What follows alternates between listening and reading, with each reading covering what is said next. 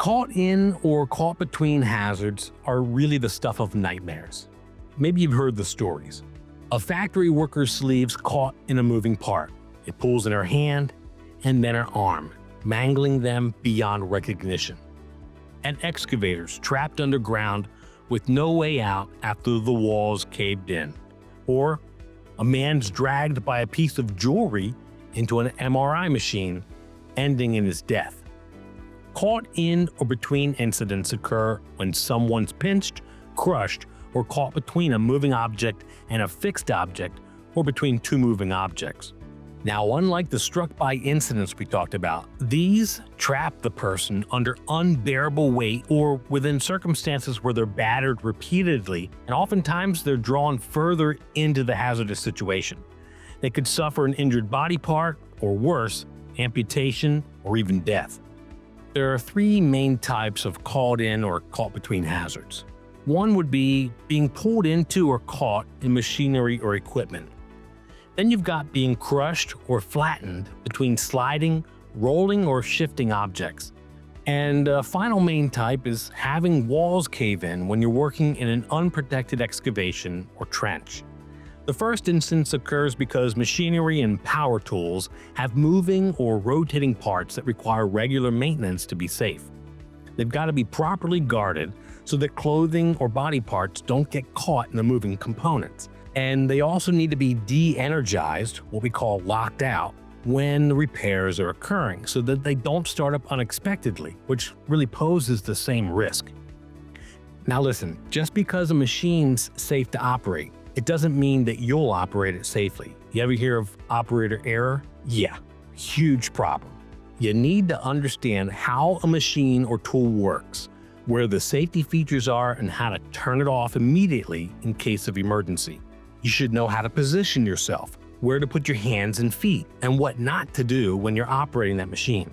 If anything's unclear or unstated, and you've not been trained, or hey, it happens, maybe you forgot your training, ask questions until you're satisfied that you know enough to safely use the equipment. Never assume you automatically know these things, maybe just because you've seen somebody do it, or that safety guards and features are going to protect you. It's worth taking a moment and reassessing. And look, finally, you should be fully aware at all times. People have lost fingers during a moment's distraction, or worse. The second instance I want to talk to you about is similar to a struck-by situation. You've got to be aware of the line of fire in order to get out of the way.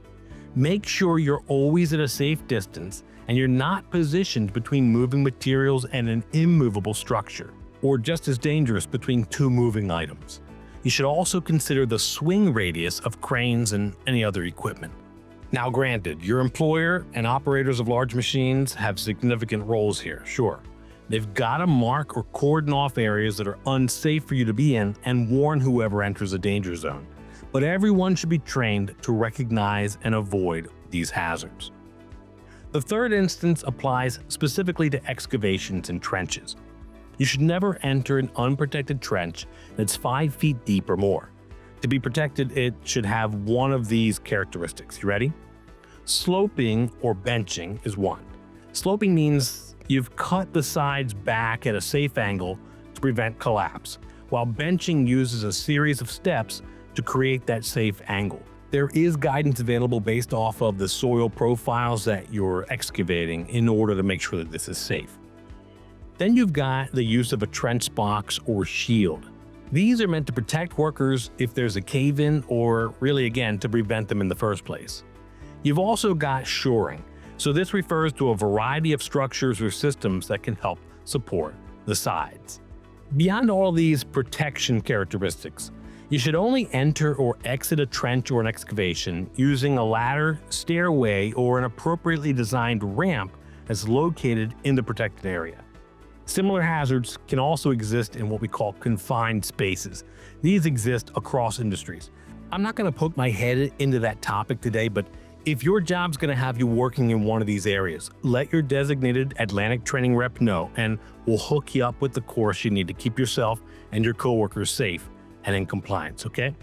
So, emerging from the cave, how about we take a deep breath and get ready to tackle the next line of fire hazard: released energy.